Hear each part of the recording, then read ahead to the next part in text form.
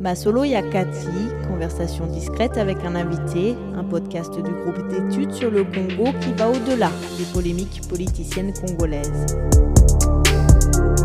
Bonjour et bienvenue dans ce 4e épisode du podcast Masolo Yakati hors série consacré à la République démocratique du Congo face au Covid-19 au micro Trésor Kibangula. Le Covid-19 n'est pas seulement une crise sanitaire, il impacte plusieurs secteurs de la vie nationale. Alors, une question au cœur de notre échange aujourd'hui, comment répondre aux conséquences socio-économiques du coronavirus en RDC? Pour en parler, deux invités, tous en ligne depuis Kinshasa, mesures de distanciation sociale obligent. Nous avons avec nous le professeur Florimond Mouteba, président de l'Observatoire de la dépense publique ODEP, très actif ces derniers mois sur les questions de finances publiques et de transparence. Bonjour professeur. Bonjour Trésor. Également avec nous, monsieur Patrick Mouyaya, député national et auteur d'une récente tribune, impératif de responsabilité et devoir de solidarité pour vaincre le Covid-19 en RDC, dans laquelle le LU de Kinshasa propose quelques pistes de solutions. Tribune d'ailleurs largement commentée sur les réseaux sociaux. On y reviendra. Bonjour monsieur le député. Bonjour Trésor, bonjour professeur. À l'unanimité, des experts affirment qu'il faut une réponse multidimensionnelle face au Covid-19. Ces messages semblent être entendus en RDC. Un budget sommaire pour la réponse multisectorielle contre le coronavirus se chiffre à quelques 2,3 milliards de dollars d'après nos informations. Où trouver cet argent? Comment protéger les Congolais les plus vulnérables?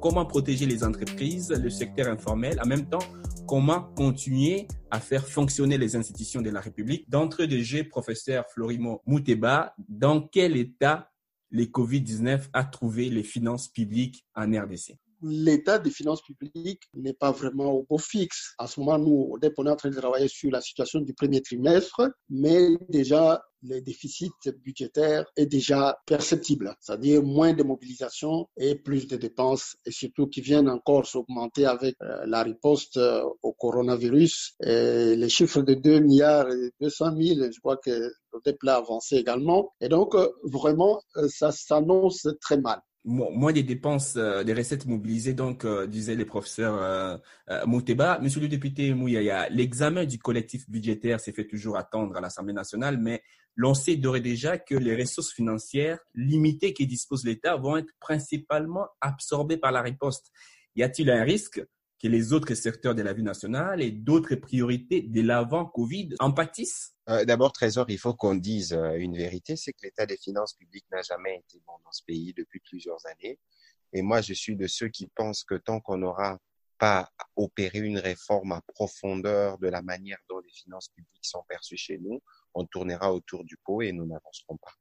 Je suis très curieux de savoir quand on dit qu'il y a des dépenses qui sont faites dans les cadres de la riposte. Je n'en vois pas. Je n'ai pas entendu des annonces dans ces sens-là, en dehors du fait qu'au départ de l'épidémie, un budget de 1,8 million avait été mis à disposition. Depuis, je n'ai pas encore entendu de nouvelles et je n'ai pas l'impression, je peux me tromper, je n'ai pas l'impression que le docteur Muyembe dispose du 10e de ce qu'il avait fait comme état de besoin pour mener à bien la riposte. Nous suivons, nous tous ici, comment les malades, notamment à l'hôpital du Cinquantenaire, s'est plaigné de la prise en charge. C'est clair que s'il y a des moyens qui ont été déboursés, alors il y a un problème de suivi dans la manière dont cet argent est dépensé. Et donc, les collectifs budgétaires s'est fait attendre depuis bien longtemps. D'ailleurs, dès le départ, les prévisions budgétaires de 11 milliards, nous n'avons jamais été d'accord parce que personnellement, j'ai jamais compris des tels niveaux d'optimisme qui étaient avancés au niveau du gouvernement. Parce que quand vous regardez la réalité, l'état dans lequel se trouvent les services des mobilisations de recettes, nous ne pouvons pas atteindre ces tableaux prévisionnels. Entre-temps, on n'a pas recréé l'outil de production. Je ne sais pas d'où tout cet argent devait provenir. Donc, le collectif budgétaire, à un moment ou à un autre,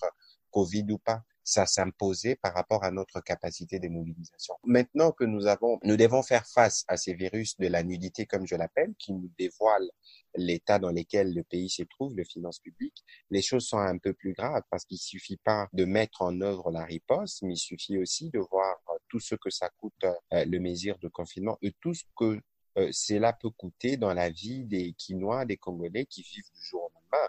Je n'ai pas, moi, entendu le gouvernement à travers sa task force prendre des mesures vraiment solides. J'ai vu quelques réunions en retard, mais je n'ai pas senti qu'il y a eu un véritable pilotage de la réponse économique.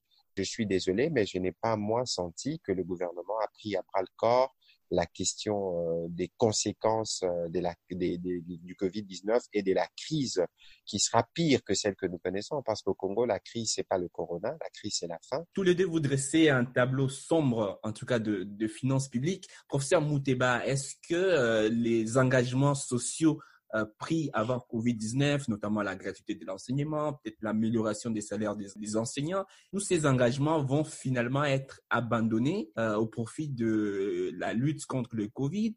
Que faudrait-il faire pour que les pays maintiennent quand même quelques engagements sociaux? Parce que, comme le député a dit, la crise aussi, ce sera la fin. Il faut vraiment faire le nécessaire pour que les services, les régies financières, notamment la Direction générale des impôts, puissent mobiliser réellement tout ce qui doit l'être au titre de l'exercice 2019, que cela soit mobilisé. Par rapport aux engagements, dans un document que l'ODEP a publié récemment, nous avons fait notre proposition par rapport à la réponse qu'il faut faire au coronavirus, où nous avons souligné la dimension multisectorielle. Nous avons beaucoup insisté sur les conséquences qu'il va y avoir, notamment au niveau des entreprises, dont le niveau de production ne sera plus le même que les années antérieures, alors que déjà ce n'était pas ça. Et par rapport aussi aux conséquences sur les petits commerçants, même sur la production agricole, parce que vous savez aujourd'hui, quand vous prenez par exemple les rapports entre les échanges entre la province du Bas-Congo ou de Bandung et Kinshasa, cela va être terriblement affecté. Et il y aura des productions qui ne seront pas quitter la campagne pour venir vers la ville. C'est-à-dire que les producteurs au niveau local vont souffrir et il y aura même peut-être des produits agricoles qui vont pourrir.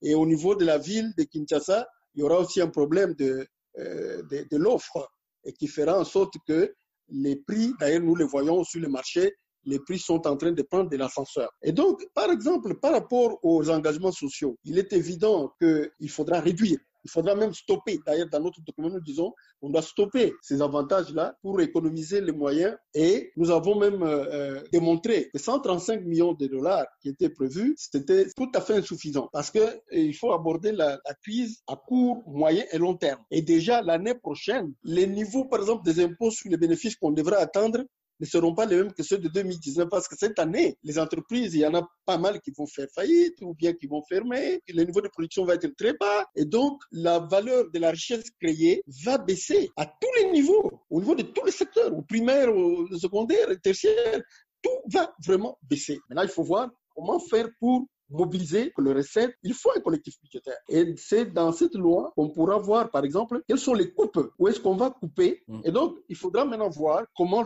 faire, parce que même si on fait les coupes, notamment il y a dans le budget, il y a les fonds secrets de recherche, les fonds spéciaux d'intervention, mais qui sont en fait de rubriques que nous appelons nous des rubriques suspectes, où les animateurs politiques puisent pour améliorer davantage leur train de vie, qui est déjà trop élevé par rapport à celui de tous les autres.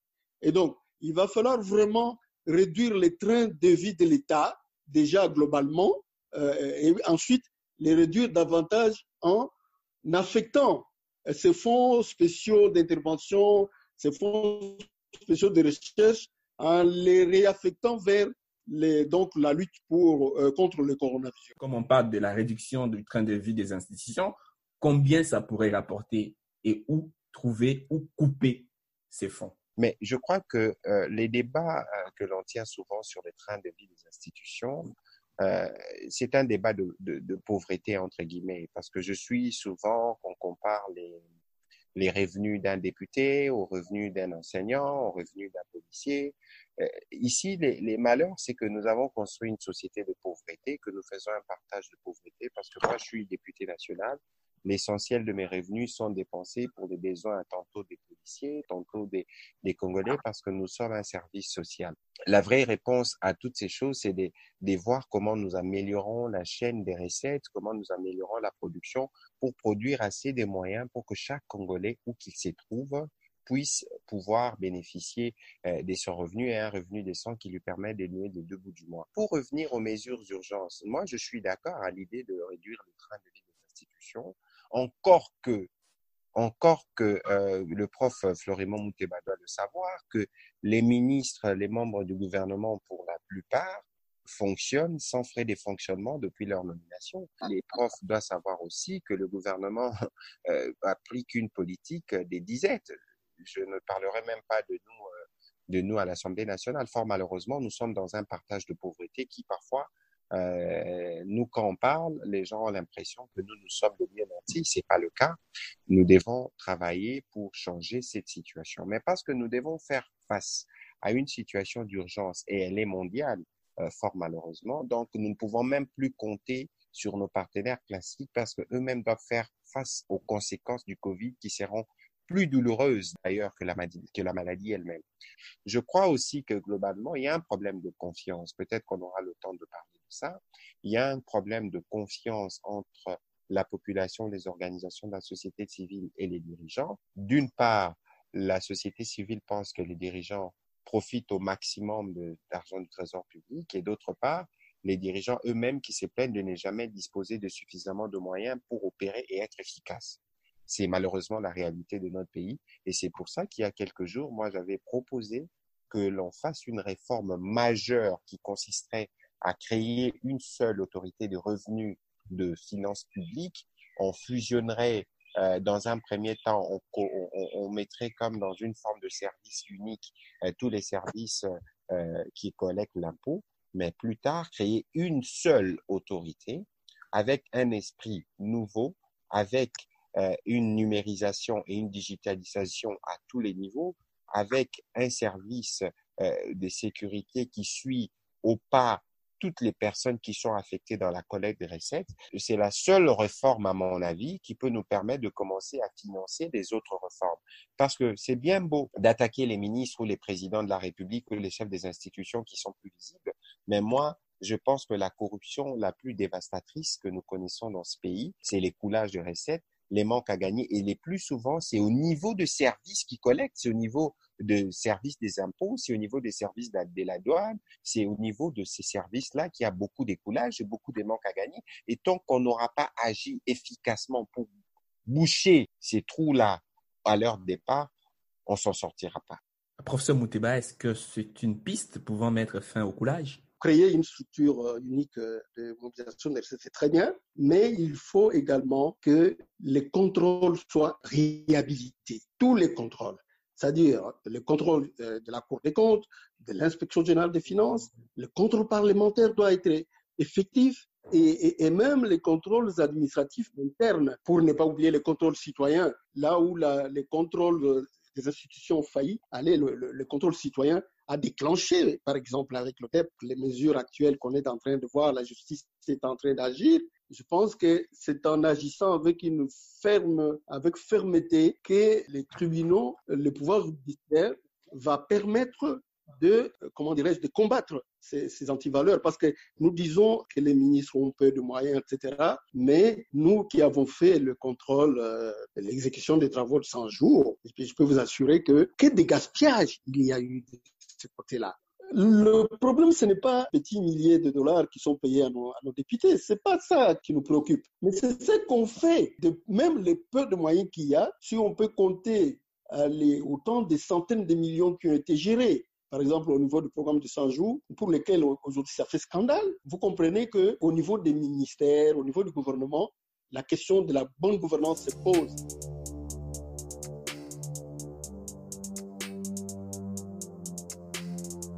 Problème d'écoulage donc de revenus, difficulté pour mobiliser les recettes. Le professeur Moutéba a insisté pour que les recettes de l'année dernière soient effectivement mobilisées. Mais en attendant, qu'est-ce que l'État doit faire, professeur, pour protéger par exemple les Congolais qui sont aujourd'hui contraints pour la plupart à rester à la maison? Comment est-ce qu'on protège ces personnes qui sont vulnérables aujourd'hui? Ceux qui auront perdu les petites et moyennes entreprises, les mamans commerçantes, les ouéouas. Donc, tous ces petits métiers, il va falloir trouver le moyen de compenser cela. Mais il faut pour cela lutter vraiment contre l'écoulage des recettes et la corruption. Il ne faut pas se limiter à ce qu'on voit aujourd'hui. Il faut se tourner vers la DGI, vers la DGRAT, vers la DGDA pour sanctionner les signes extérieurs de richesse de ces gens-là. C'est énorme. Et donc, il y a déjà cela. Il y a la solidarité, des mesures de solidarité. Mais je ne crois pas que c'est cela qui va remplacer les recettes que l'État doit mobiliser.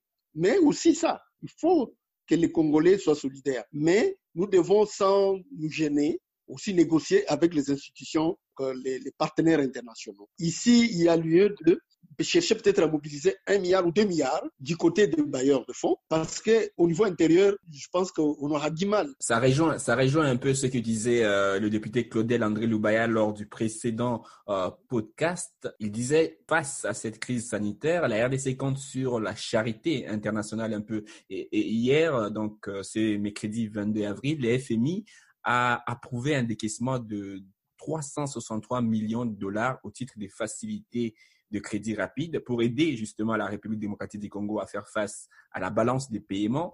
Dans quelle mesure cette contribution, monsieur le député Mouyaya, cette contribution, dans quelle mesure pourrait-elle aider à équilibrer cette balance des paiements dans les pays?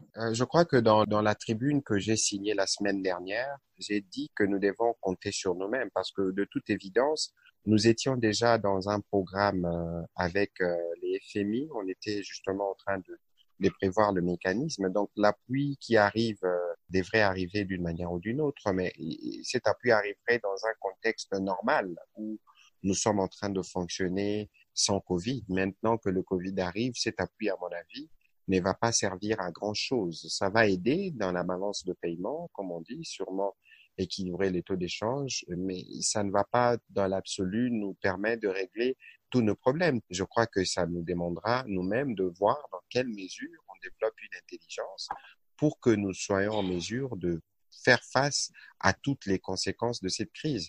On verra bien ce que le gouvernement nous dira quand viendra le moment du collectif budgétaire, parce que nous serons en mesure de savoir qu'est-ce qu'on a reçu et quelles sont les urgences auxquelles nous devons impérativement faire face d'ici la fin de l'année. Et nous allons calibrer le collectif budgétaire strictement en fonction des besoins vitaux.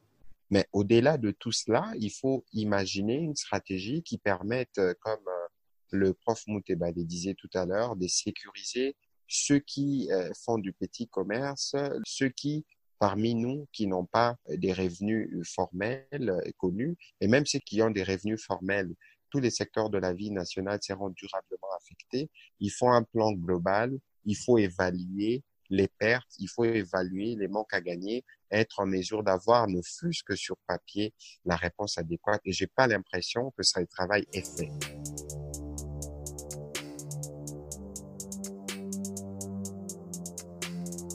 Mais qu'il faut-il attendre du Fonds national des solidarités qui a été mis en place par les présidents? Non, je pense qu'il faut faire un effort pour que chaque Congolais, chaque entreprise congolaise, chaque structure, partout, puisse contribuer. Nous sommes quand même très nombreux comme population. Celui qui apportera $100 apportera, celui qui apportera $1000 apportera, les entreprises qui peuvent apporter plus apporteront. Mais je voudrais vous signaler qu'en 2017, nous avons fait une étude au niveau de l'ODEP sur l'exécution du budget de l'État pour l'année 2016. Mais on a constaté, par exemple, que les exonérations fantaisistes qui étaient accordées à des entreprises, et ça, ce sont des chiffres que nous avons eus, parce que nous travaillons parfois vraiment avec les fonctionnaires de la DGI, des Gérard, etc., pour avoir les informations, ça avoisinait les 4 milliards de dollars. Donc, un manque à gagner, dont on ne peut pas justifier pourquoi on a donné ces exonérations-là. Tout simplement parce que quand on exonère une entreprise de 100 millions, il suffira qu'elle donne 5 millions à celui qui doit signer l'arrêté d'exonération, et bien voilà, lui il a 5 millions, c'est bon pour lui, mais l'État perd 100 millions. Donc il y a aussi, de ce côté-là, je reviens toujours sur et avec d'ailleurs l'honorable, sur la question du contrôle. Ceux pour lesquels il y a eu des exonérations fantaisistes qui sont en cours, on peut supprimer. C'est une période exceptionnelle où ces mesures d'exonération peuvent aussi être stoppées. Donc, au niveau de la solidarité nationale, tous les acteurs économiques, sociaux, les associations, etc., tout le monde doit contribuer à ces fonds. D'ailleurs, allez, félicitations au président d'avoir créé cette structure où nous voyons émerger les hommes d'église, des gens en qui on a confiance. Monseigneur Mbongo, l'église protestante aussi est là, etc. Donc, c'est bon qu'il y ait une solidarité nationale où nous allons tous apporter notre contribution à cette caisse nationale. Le député Patrick Mouyaya, qui est avec nous, a préconisé récemment la retenue d'une quotité sur toute recharge d'une unité téléphonique au profit de ces fonds. La proposition a reçu une adhésion mitigée sur les réseaux sociaux, beaucoup estimant qu'elle allait davantage peser sur les plus pauvres. Est-ce que monsieur le député a entendu le message des Congolais, l'inquiétude des Congolais? Trésor, je crois que au départ, cette proposition-là, elle n'est pas mienne. Je crois que vous maîtrisez Twitter plus que moi. Il y a eu un sondage que j'ai fait à ces sujets-là. Il y a eu 4421 votants et il y a eu 55% de personnes qui se sont prononcées pour. Vous allez me poser la question sur l'échantillonnage et tout ça, je ne rentrerai pas dedans, je ne saurais pas vous donner le détail, mais c'était un exercice parce que moi, je pense que dans le contexte dans lequel nous sommes, nous avons un devoir de solidarité. Bon, maintenant, l'idée, c'est un groupe de gens sur les réseaux sociaux qui ont rebondi et comme vous connaissez les réseaux sociaux, comment ça fonctionne. Je ne saurais pas, moi, fixer mon opinion que sur base des réactions négatives parce que tous ceux qui s'expriment sur les réseaux sociaux, on n'est pas tous animés par la même motivation. Mais moi, je ne faisais pas une fixation sur ma proposition. Ce n'était qu'une piste parce que nous devons réfléchir aujourd'hui si nous voulons que tout le monde puisse faire un effort.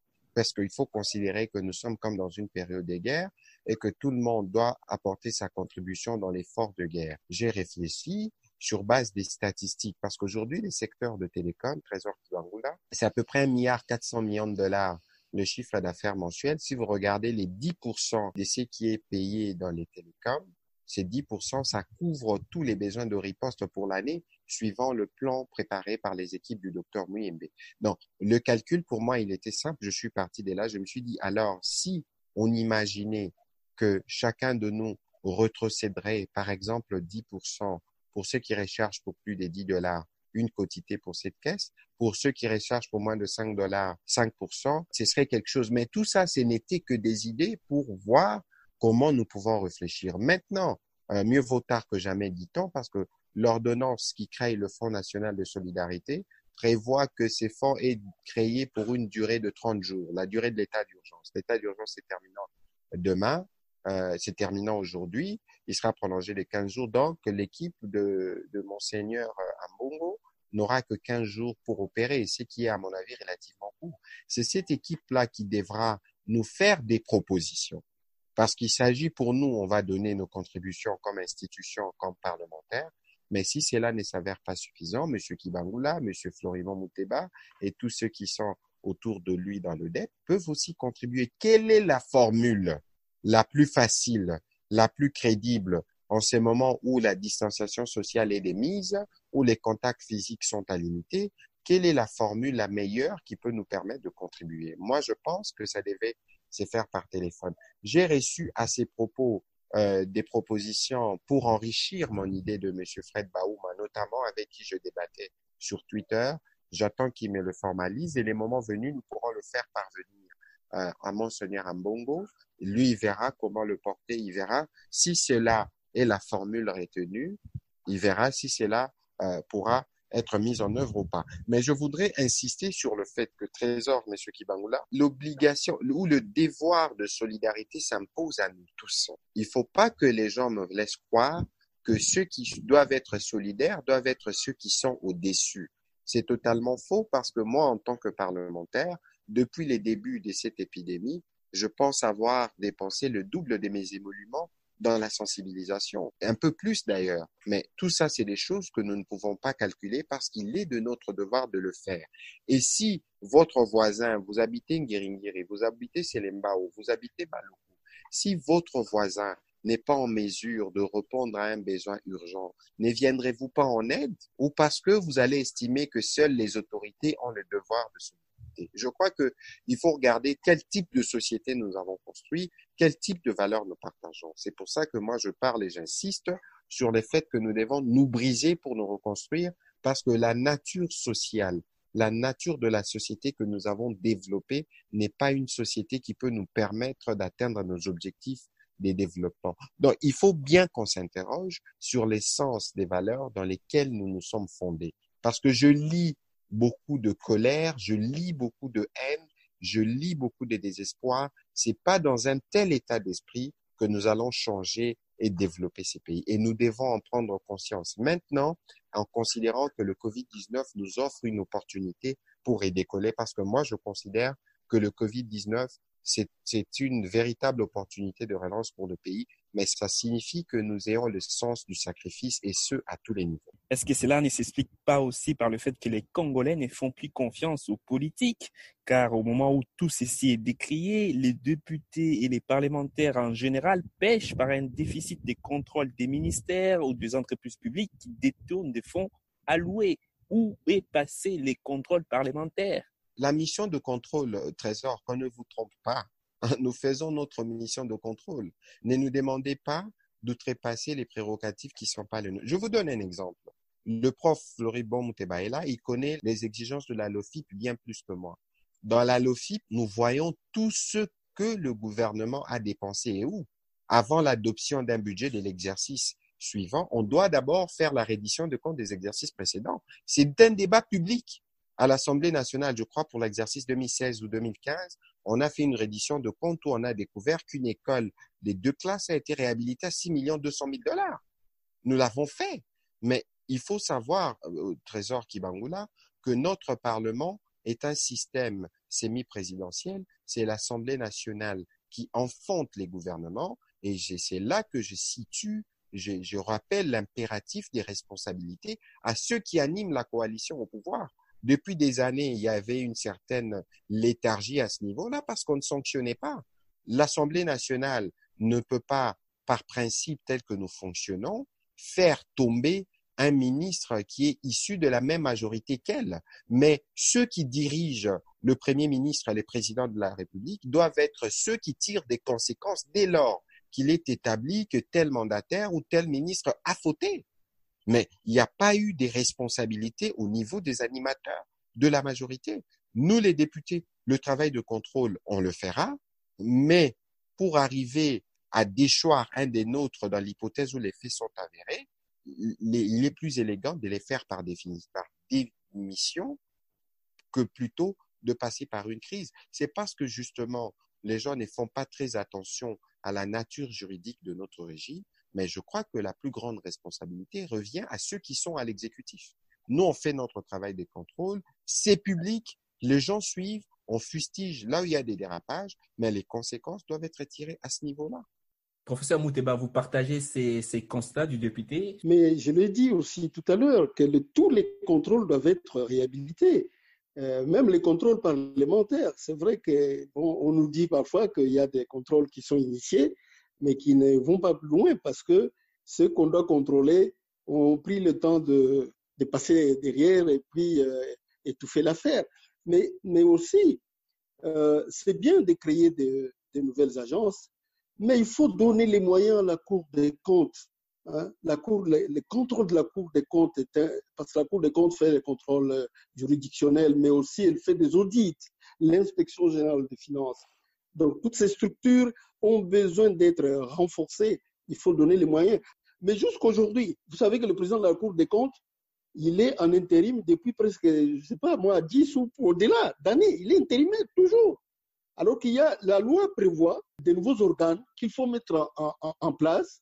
La loi prévoit une déconcentration de la Cour des comptes. Donc, il faut des animateurs, il faut des moyens. Même quand on dit qu'on veut lutter contre la corruption, mais négliger ainsi la Cour des comptes, qui est l'organe de contrôle juridictionnel, ça pose vraiment un problème. Mais je voudrais revenir aussi à la question de la solidarité, comme disait l'honorable. Moi, je dirais, par exemple, on peut aussi sur le prix du carburant, hein, pour les privilégiés, ceux qui roulent dans le véhicule, etc., on peut aussi, parce que chacun doit apporter en fonction de ses moyens. Celui qui roule dans une grosse voiture de luxe ou une voiture tout simplement, sa contribution peut être différente, plus élevée que celle de celui qui doit attendre la moto ou ainsi de suite. C'est une idée. Peut-être qu'il faut approfondir. Aller sur les tabacs, les prix du tabac. Les tabacs tuent. Pourquoi on ne pourrait pas aussi imaginer une taxe sur les tabacs qui pourrait permettre de soigner une maladie? Oui. Donc, je pense que, comme disait l'honorable tout à l'heure, nous allons tous contribuer à imaginer donc de nouvelles solutions et que nous pourrons verser au niveau de l'équipe du cardinal. Donc, il y a cette solidarité, par exemple, par rapport au téléphone, comme on disait tout à l'heure. Pourquoi pas? Donc, il faut actuellement toutes les possibilités que nous pouvons avoir pour être solidaires. Là où on peut prélever ce qu'on peut pour permettre d'alimenter cette caisse, qui, du reste, moi, je ne pense pas que cette caisse doit durer quelques semaines ou un mois. Les problèmes, la riposte au corona, elle est à moyen terme. Donc, on peut continuer à contribuer pour permettre de lutter contre cette maladie. Ça ne peut pas être un mois. Ça doit être au-delà d'un mois, n'est-ce pas, la durée de la validité. Mais l'ordonnance, si je peux me permettre, l'ordonnance qui crée le fonds, je ne sais pas si vous l'avez lu, dit que le fonds, le fonds durerait l'état d'urgence et qu'après cela réversera c'est respectable. Exactement. Ça n'a pas de sens. Nous devons faire face à cette riposte pendant 2-3 ans. Non, d'autant plus que, professeur, c'est pour vous appuyer parce que si ce fonds, la gestion de ces fonds retombe entre les membres du gouvernement, les déficits de confiance qui existent entre la population et les membres du gouvernement, les gens ne donneront plus. Donc, il faut donner les maximums de temps à ces hommes d'église qui nous encadrent spirituellement pour qu'ils fassent leur travail bien au-delà du délai de 30 jours ou du délai de la durée de l'état d'urgence censé couvrir l'existence de ces fonds. Il faut bien que les experts du président de la République intègrent cette réalité-là. Si le fonds est confondu ou devient dépendant d'un ministère, je suis désolé, mais le fonds aura perdu de son essence dans le contexte de méfiance qui est le nôtre. Absolument. Moi, je suis un peu inquiet par rapport aux personnes qui préparent le travail pour le chef de l'État. Parce que est-ce que c'est un problème de faible conscience sur la crise ou je ne comprends pas? Parce que la crise, elle va durer. Bien sûr, la maladie peut être vaincue d'ici peut-être 3, 4, 5 mois, mais elle aura créé des dégâts terribles, ces dégâts socio-économiques. On va les résoudre comment? Uniquement par les moyens de l'État? Non. Il y a cette solidarité doit continuer un temps pour que l'on puisse faire face. Nous avons parlé tout à l'heure de toutes ces mamans qui ont perdu leur commerce, qui vont le perdre, etc. Des gens qui n'ouvrent plus parce que les vendeurs comment on les appelle, les bistrots là, les vendeurs de bière, les terrasses, oui, les terrasses, comme on appelle ça, les restaurants qui ont fermé. C'est beaucoup comment dirais-je, d'opérateurs économiques, aussi petits et moyens soient-ils, qui vont perdre leurs moyens. C'est beaucoup d'emplois qui vont disparaître parce que les gens qui travaillaient là-dedans vont partir. Et dans un pays organisé, même ces gens-là qui vont perdre leur emploi doivent être indemnisés. Et donc, on ne peut pas se dire qu'au bout de 2-3 mois, 1 mois, même d'ailleurs pour l'ordonnance, c'est 1 mois, au bout d'1 mois, et la crise est terminée, on s'arrête. Non, c'est une crise qui va durer.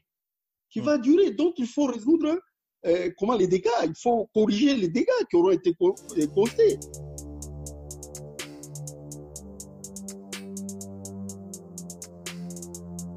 Cette solidarité nationale implique ou nécessite aussi une cohésion politique. Alors, un mot pour terminer sur l'environnement politique sur lequel se joue cette crise sanitaire qui devient socio-économique, on l'a démontré tout à l'heure. De quelle manière cette nouvelle crise économique et sanitaire risquerait-elle d'aggraver des tensions déjà existantes sur le terrain politique? Comme je l'ai bien dit dans ma tribune, il faut qu'on évite de créer la crise dans la crise après la crise. Moi, l'attitude que j'ai notée dans les chefs de certains d'entre nous depuis que le Covid-19 a commencé, je vous avoue que j'étais totalement abasourdi de voir que nous avons vu comment l'épidémie ou la maladie s'est propagée en Europe, de voir les mesures qui ont été prises. Et ici, chez nous, j'ai eu l'impression qu'à un certain moment, il y a eu un tâtonnement extrêmement grave. Parce qu'au Trésor, vous allez vous rendre compte avec moi qu'aujourd'hui, nous tous, nous sommes logés à la même enseigne. Il n'y a aucun Congolais de 80 millions de Congolais sur le territoire national ici qui chope les virus et qui peut être sûr d'être pris en charge de manière optimale et s'en sortir. 80 millions d'âmes en insécurité sanitaire. Président de la République y compris. Trésor, il faut regarder des décennies et des décennies de non-investissement, que ça soit dans la recherche, que ça soit dans les hôpitaux, rien du tout. On n'a rien fait. Et aujourd'hui, nous payons les prix de cette incompétence et de tous ces démons, des divisions, de tribalisme, des corruptions qui nous ont toujours hantés. Et donc, aujourd'hui, si nous voulons nous prémunir des conséquences néfastes du Covid, les politiques ont la première responsabilité. Et les spectacles nauséabonds d'il y a quelques jours où autour, je suis désolé, je suis pas juriste, un débat inapproprié autour des prescrits constitutionnels qui a failli tourner à la crise entre les deux coalitions au pouvoir, moi j'étais totalement choqué de voir que nous risquons de donner l'impression à ceux qui nous ont donné le pouvoir que nous nous amusons alors que eux sont en danger. Donc, les politiques doivent transcender leurs divergences. Aujourd'hui, on doit privilégier l'essor collectif qui consiste à une bonne mise en place de stratégies de riposte, qui consiste à la définition de bonnes mesures économiques et voir progressivement comment nous allons le mettre en mouvement. Donc, les politiques qui ont, à mon avis, la première responsabilité dans la gestion des virus et de ses conséquences doivent prendre la hauteur du défi, doivent prendre la dimension de l'enjeu pour transcender nos démons des divisions, de corruption, des détournements, des militantismes à outrance. Ce n'est pas le moment. C'est le moment de montrer au peuple que nous avons une empathie. C'est le moment de rétablir la confiance à ceux qui nous ont donné le pouvoir en agissant suivant les règles de l'art et en veillant impérativement à notre obligation de responsabilité à toute preuve. Qu'en pensez-vous, professeur Mouteba? Est-ce que le contexte de l'état d'urgence sanitaire finalement porte les germes d'une possible crise politique? Oui, mais vous savez, c'est vraiment choquant parce que moi, je pars d'un exemple pour vous montrer à quel point l'irresponsabilité et l'incompétence ont fait qu'aujourd'hui, nous nous trouvons démunis, sans infrastructure hospitalière, sans rien, face à une maladie aussi grave. Vous savez, le Parti communiste chinois est arrivé au pouvoir en Chine en 1948. Et nous avons eu l'indépendance en 1960, c'est-à-dire 12 ans d'écart seulement. Mais en 1948, quand le Parti communiste chinois avec le président Mao est arrivé au pouvoir, c'était un pays pauvre, complètement, même pire que ce que nous on a trouvé, on a récupéré en 1960. Mais regardez 60 ans après où nous sommes et regardez 72 ans après où la Chine est. Vous savez, il y a un autre pays dans le monde qui est Haïti. Après 200 ans d'indépendance, Haïti, vous voyez à quel niveau il est. Et ça, c'est le risque que le Congo court, avec des hommes politiques aussi incompétents et irresponsables.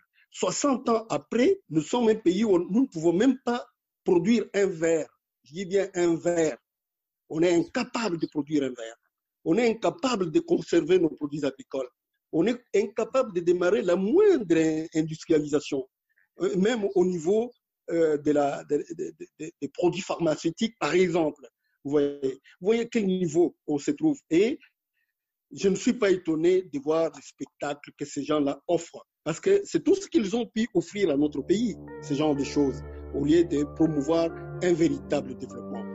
Merci au professeur Mouteba, président de l'ODEP, et au député Mouyaya, élu de Kinshasa, d'avoir tous les deux accepté notre invitation. Merci beaucoup. Merci. Merci. Merci à vous d'avoir suivi cet épisode. Masolo Yakati est un podcast du groupe d'études sur le Congo. N'hésitez pas à vous abonner sur votre plateforme de podcast préférée pour retrouver les épisodes précédents. À bientôt.